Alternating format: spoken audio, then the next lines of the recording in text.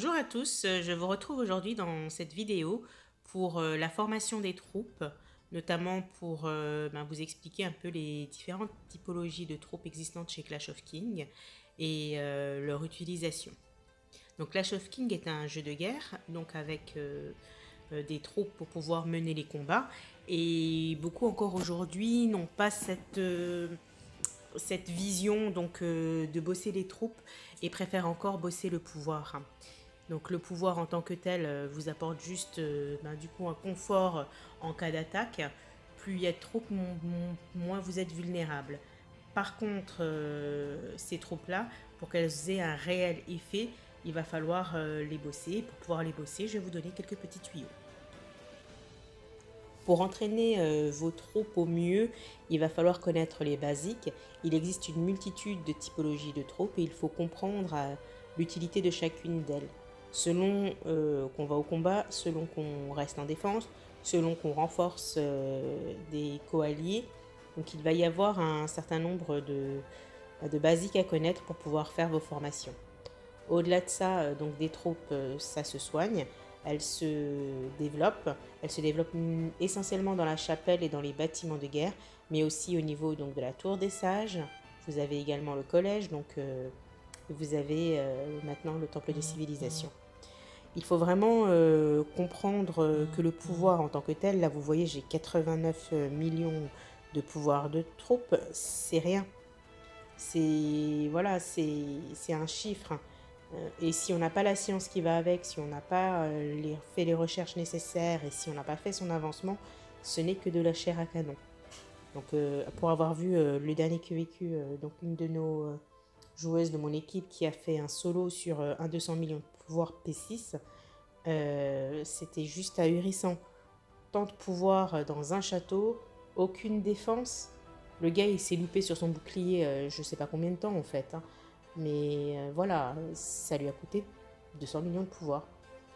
J'ose espérer qu'après ça, lors de sa reconstruction, il pensera à modeler ses troupes.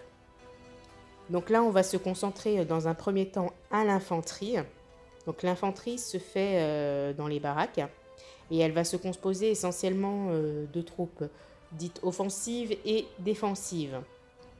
Il y a deux types de troupes chez l'infanterie. Tout ce qui est piquier, la famille des piquiers et la famille des boucliers. Donc la famille des piquiers, c'est facile à reconnaître. Ils ont une lance.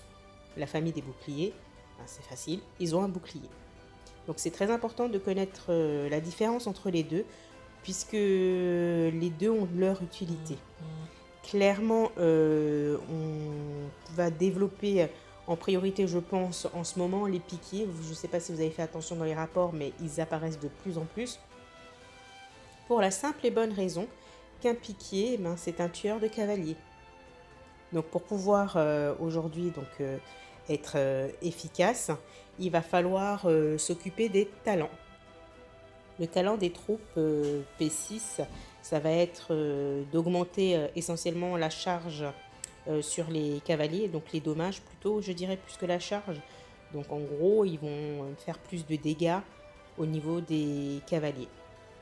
On peut se dire aussi que cette typologie-là, elle peut être utile dans les légions d'attaque, puisqu'elle munie de lances, ils vont aller contre-attaquer les cavaliers qui aujourd'hui sont les premiers tueurs de troupes. Vous avez la possibilité de voir là qu'on a donc Pike, donc c'est augmenter les dommages de la cavalerie et avoir une chance d'ignorer donc les coups de l'ennemi. Donc ça c'est plutôt pas mal puisque ça va vous permettre donc d'avoir des troupes qui vont pouvoir donner des coups mais pas en encaisser. Brutal attack, c'est tout simplement augmenter le pouvoir d'attaque des piquiers. Critical hit, donc là ça va être très important, c'est en gros un soldat en vaut 3 puisqu'ils vont faire triple dommage. Et sweep, donc ça sera très bien pour pouvoir attaquer une typologie de troupes, à savoir the range. The range, ce sont des troupes, on va se dire, offensives. Et quand vous verrez la partie sur les chars, vous comprendrez qu'effectivement ce sont des anti-chars. Donc anti-cavaliers, anti-chars, avec leur pique et leur faculté d'éviter les coups. Donc là, les T9, vous devez absolument en avoir. Moi, j'en avais entraîné près de 3 millions, mais le dernier qui est vécu, ben, tout simplement, ils ont morflé. Là, de mon côté, je vais les reconstruire bien évidemment. Et je pense que aussi en défense dans mon château contre les cavaliers, ça peut être sympa d'en avoir quelques millions. On est donc sur une troupe offensive. Donc il faudra les doser dans les marches. Aujourd'hui, je ne vous ferai pas de spécificité sur les légions en marche de combat. J'attends de voir un peu plus de détails avec les prochains rapports. Parce que comme on est en pleine mutation, voilà, j'aimerais être sûre de ce que je vous dis. Concernant la deuxième partie de l'infanterie, la partie shield, la partie bouclier, c'est le premier rempart de votre armée contre l'ennemi. Donc pour vous donner une image, si vous êtes plutôt film 300 ou même la série Viking, vous voyez cette image que vous avez, donc les soldats qui se mettent côte à côte et qui sortent leur bouclier et qui forment comme ça un mur face à l'ennemi. Eh bien c'est ça, c'est ce talent-là que les troupes Shield ont, en plus d'avoir une très bonne, on va se dire, protection, puisqu'ils sont armés d'un bouclier, donc physiquement, ils encaissent et ils sont plus tolérants face à l'ennemi. Ce qu'il ne faut pas oublier, c'est que donc là, c'est des troupes donc, défensives, mais qu'il faut mettre des troupes défensives dans votre attaque. Parce qu'il faut protéger les troupes arrière qui, elles, vont faire beaucoup de dommages, mais elles ne feront pas de dommages si elles tombent comme des mouches. Donc pour pouvoir éviter que ces troupes-là tombent comme des mouches, et je pense essentiellement donc aux cavaliers et aux archers, il faudra impérativement créer ce mur de défense. Et pour ça, vous allez devoir produire des troupes T10 et T12, il me semble, pour pouvoir avoir ce mur impénétrable. Ces talents-là sont bien sûr disponibles donc en avancement à la chapelle. Vous voyez qu'il y en a 4 des talents. Donc Shield, le premier, c'est personnel au soldat en lui-même. C'est son bouclier qui est là pour encaisser les dommages reçus de la part notamment des archers et des crossbowmen. Le deuxième talent, c'est Iron Armor. Donc ça, c'est l'armure de fer pour pouvoir augmenter la défense des troupes en question. Grit, donc Grit, c'est toujours le HP, hein, c'est donc la santé des troupes qui ont une meilleure résistance que les autres, donc à avoir en priorité. Et Shield Wall, donc c'est exactement ce que je vous disais tout à l'heure, ce fameux mur de défense, il va falloir le blinder, car sans cela, vos troupes, je le répète, tomberont comme des mouches. Donc si vous voulez aujourd'hui être effectif au combat, au niveau de l'infanterie, donc il y a bien 2 typologies de troupes à avoir et à faire évoluer. Pour l'instant, ça va être vraiment les T9 que je vous conseille de vous concentrer dessus avec leurs 4 talents et les T12 et bien sûr les T10 à fond si vous n'avez pas encore les T12 et avoir les deux en bon équilibre. En termes de nombre, mettez près plus de 4 millions en T9. 2 millions pour les deux autres, T10, T12 devrait suffire. Donc là, on va se diriger vers la chapelle pour pouvoir voir l'avancement des troupes et là, plus précisément, celle de l'infanterie. Donc la chapelle, ça va être un bâtiment qui, je crois, maintenant est ouvert, mais je suis même sûre, qui est ouvert maintenant dès les P5. Donc il est impératif que tous les joueurs qui ont maintenant P5 et qui ont cumulé un certain nombre de blasons fassent leur avancement. Donc ça se passe à la chapelle de Prayer Hall et vous avez donc tous les jours possibilité d'aller avancer vos troupes. Donc l'idée, c'est pas comme j'ai fait et comme beaucoup d'entre nous ont fait, on a essayé d'avancer tout et n'importe quoi, alors que voilà, au niveau de la construction de son armée, tous les talents ne se ressemblent pas et certains sont indispensables alors que d'autres, on peut très bien s'en passer ou bien tout simplement ça ne correspond pas à notre profil de joueur. On y développe essentiellement les T9, les T10, les T12 et les T13. Je ne sais pas pourquoi les T11, Clash of Kings n'a pas choisi de les faire évoluer. Donc là, pour le coup, voilà, on retrouve des troupes T9. Donc je pense notamment aux P5 là, qui ont accès dorénavant à la chapelle. Ils ont possibilité d'aller faire leurs avancements. Les avancements, en gros, c'est bien vous augmenter les chances d'utiliser les talents ou leur efficacité. Et là, vous avez vu, c'était crush, donc écrasement dans les chars, ça commence à 33%. Donc si vous ne faites rien, vous avez 33% de chance. Donc là, l'idée, c'est donc d'avoir un maximum de chance. Pike, c'est ce que je vous disais tout à l'heure, donc le piqué, donc d'augmenter les dommages. Donc pour l'instant, j'ai 16% de chance de faire utilisation de ça contre ma cavalerie. Donc 16% c'est peu. Donc du coup, on appuie sur le petit plus et on fait évoluer ça. Pour pouvoir faire évoluer ça, il faut des blasons. Donc clairement, les blasons, ça coûte cher. Il y a rarement des packs qui vendent des blasons. Les blasons, je trouve aujourd'hui que c'est la chose la plus démocratique chez Clash of Kings pour moi parce que là on les gagne vraiment c'est dans les events et dans les combats. Vous les gagnez essentiellement dans la conquête des royaumes et dans la Mineral Vein, dans la bataille du portail sacré. Donc la veine, c'est clairement là où vous en recevez plus. Je pense que quand on fait le coffret jusqu'à 20 000, on en a plus de 2000.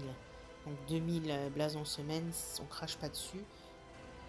Donc pour pouvoir avoir vos blasons, allez au combat tout simplement et profiter des events pour en gagner.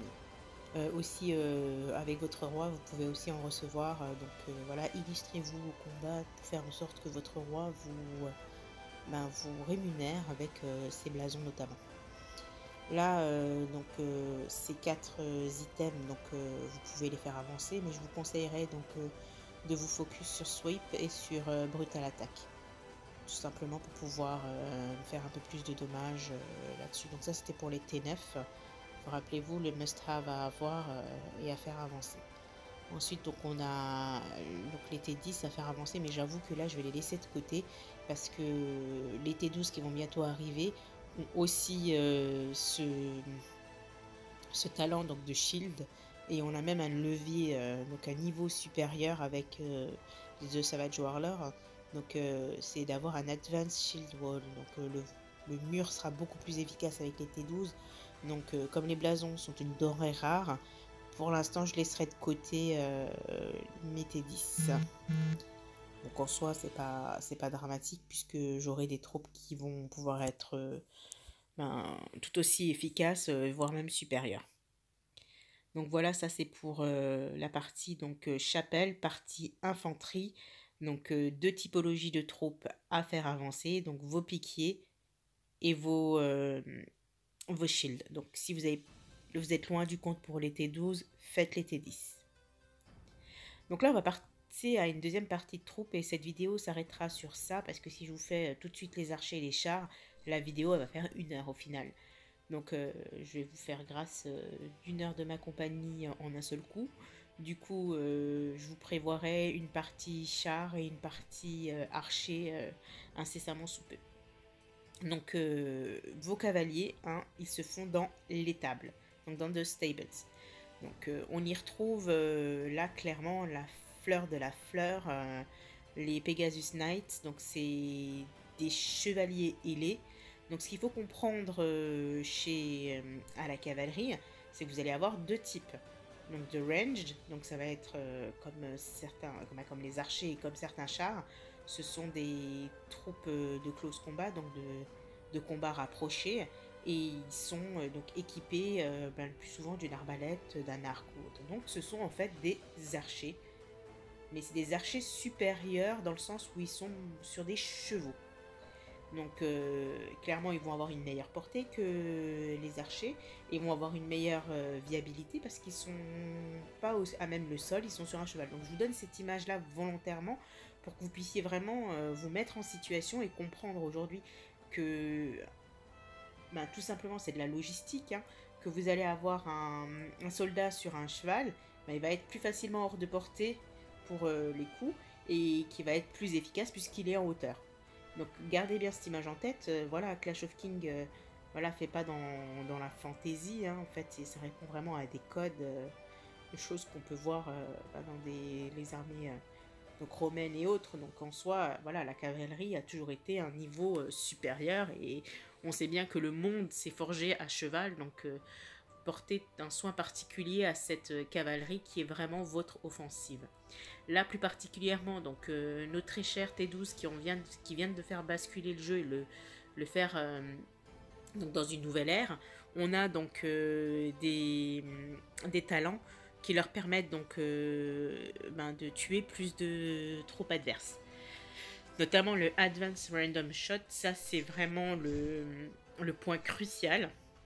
Et je vous montrerai tout à l'heure dans la chapelle, c'est vraiment le point à faire évoluer au maximum pour pouvoir toucher le plus. Donc ce talent-là, c'est vraiment le nerf de la guerre aujourd'hui, donc c'est votre priorité absolue.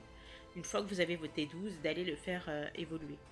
Faut noter que chez ce type de cavalier, plus il aura d'ennemis, plus il sera efficace. Donc en gros, plus il y aura de troupes à tuer, plus il va en tuer. Donc voilà. C'est-à-dire que vous allez pouvoir aller attaquer plus gros, en gros. Là, vous avez la deuxième typologie donc, de troupes qu'on va trouver chez les cavaliers. Et là, vous remarquerez qu'il a un piquier. Donc ça, ce sont donc des troupes de proximité, de close combat.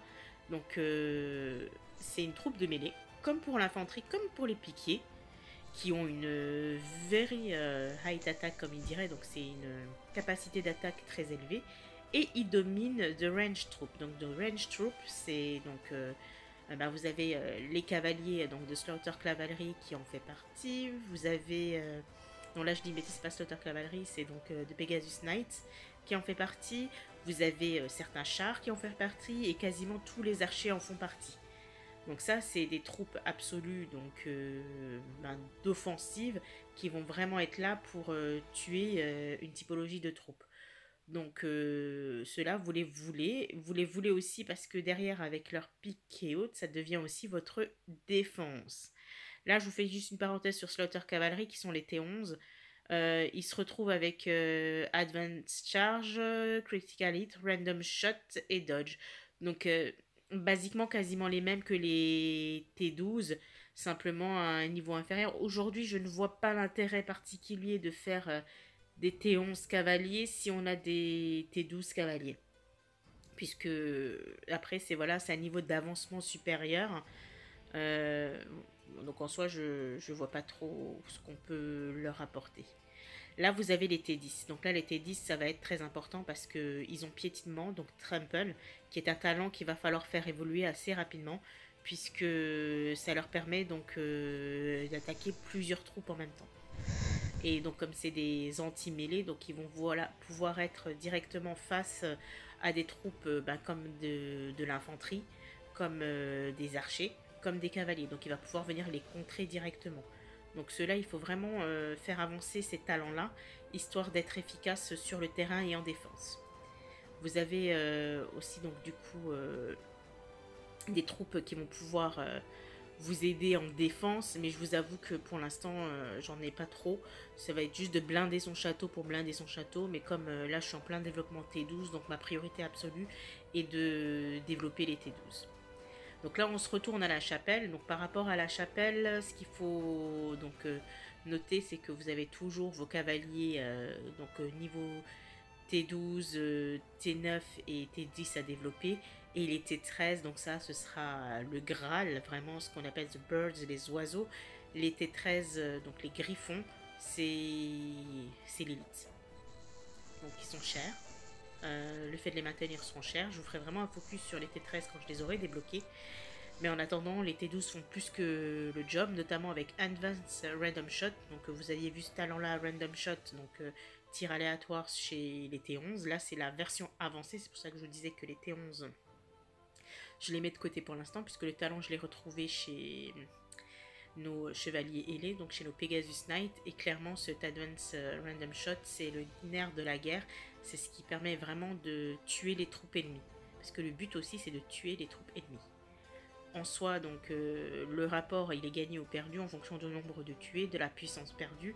Donc ceux-là sont les troupes qui font le plus de dommages, donc on y va à fond. Advanced Random Shot, on le fait évoluer également. Je l'ai fait pour l'instant jusqu'au niveau 36, mais je suis pas encore à 100% donc de charge. Je le laisse volontairement de côté pour pouvoir avancer plus rapidement sur mes T10 qui sont en retard, notamment sur Dodge. Donc Dodge c'est éviter, donc ça va être des troupes défensives essentiellement, mais défensives en attaque. Donc on remet des troupes défensives en attaque. Et ben Dodge ça va être un élément de votre armée qui va pouvoir du coup avoir une bonne longévité puisqu'il va éviter les coups. Ensuite, clairement, Trample, donc ça c'est le must-have à avoir. Donc j'attaque plusieurs troupes et je cause beaucoup plus de dommages. Donc piétinement, donc là il va piétiner l'ennemi. Il faut aussi le faire lever au niveau 36 dans un premier temps. Donc là clairement j'étais en retard, je les avais mis de côté.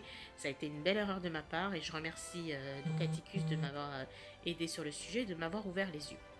Donc là, bon voilà, vous voyez quelques-uns de mes rapports de la dernière conquête des royaumes. On a fait de beaux rallyes et j'ai fait mes premiers solos comme une grande. D'ailleurs, j'ai terminé cinquième avec plus de 9 gigas ou 9 ouais, c'est 9 gigas de points. Je suis assez stupéfaite de voir le résultat d'avoir passé en 36. C'est la première fois que je fais une conquête des royaumes au niveau 36 sur Advanced Random Shot. Et on peut voir, là, vous avez un rapport où j'ai mes T12 et mes T9, mes T12 archers et mes T12 cavaliers qui font quasiment le même nombre de victimes. 526 pour mes archers, 697 pour mes T12 cavaliers. Donc clairement, là, je pense que mes archers ont fait plus mal sur ce coup-là puisque j'avais pas de troupes pour les contrer. Il n'y avait pas de contre-offensive. Donc ils ont eu la liberté de se lâcher. J'en avais mis moins que mes cavaliers, mais ils en font presque autant de victimes. J'ai un autre rapport où c'est plus intéressant de voir. Non, ce n'est pas les 17 millions de mon cher leader de rallye, le roi Cobra. Oui, il a tué 17 millions de troupes en un seul rallye. C'est assez impressionnant. Là, c'est donc moi, mon premier 33 millions donc au-dessus de 30 millions de pouvoir que je fais en solo. Et là, badam, je vois que mes cavaliers ont tué plus d'1 million de troupes. Et c'est ce que je vous disais tout à l'heure. Plus il y a de troupes en face, plus il fait de dégâts. Donc n'ayez plus peur avec vos cavaliers d'aller attaquer du gros. Vous voyez juste en dessous mes archers, il y avait, je pense que j'avais à peu près 40 000 de delta entre les deux. Ils font la moitié. Donc là clairement j'avais un concurrent qui avait un peu plus de défense que le précédent. Et on voit tout le travail des cavaliers à ce niveau-là. Donc là, moi, aujourd'hui, la seule chose que je peux vous conseiller, c'est vraiment de comprendre la fonctionnalité de chacune des troupes pour pouvoir construire votre armée en conséquence. Construire votre armée, ça va vraiment de créer un équilibre entre les forces d'attaque, les forces de défense, tout en sachant que dans votre attaque, il doit aussi y avoir de la défense parce qu'il y a des troupes qui sont exposées, qui font mal. N'oubliez pas donc de faire votre avancement d'unité aussi au niveau donc de vos bâtiments de guerre, en plus de votre avancement. Je ferai un point sur comment on monte en puissance les pourcents au niveau des rapports de combat. Ce sera plus un petit résumé voilà, des différents éléments.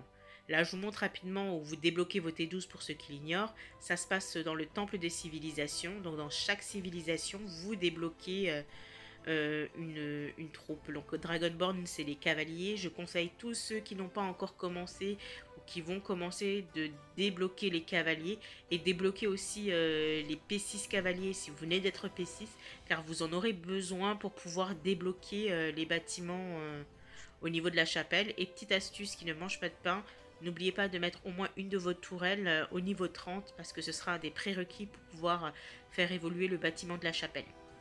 En tout cas, sur ce, c'est la première vidéo. J'espère qu'elle va vous plaire. J'ai essayé de la faire courte et concise, mais c'est vrai que c'est un sujet qui est important pour qui veut construire son armée.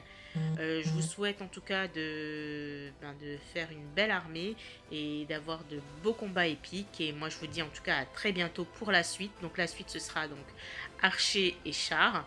Et je ferai bien sûr un focus dragon et héros. Bye bye, bisous.